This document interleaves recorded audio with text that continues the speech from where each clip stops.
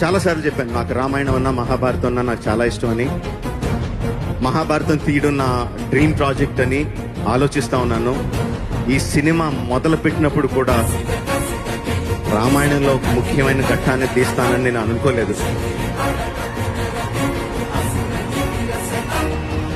But ఒక్కొక్క scene రాస్తుంటే, ఒక్కొక్క dialogue రాస్తుంటే, ఒక్కొక్క shot ఊహించుకుంటుంటే I felt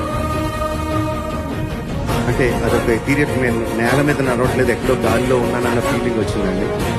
and the first day మహేష్ని రాముడి వేషం వేసి తీసుకొచ్చి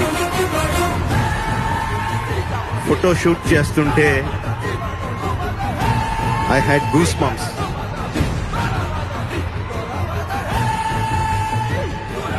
అంటే నాకు నేనే ఒక సగం దీంట్లో ఉన్నానండి.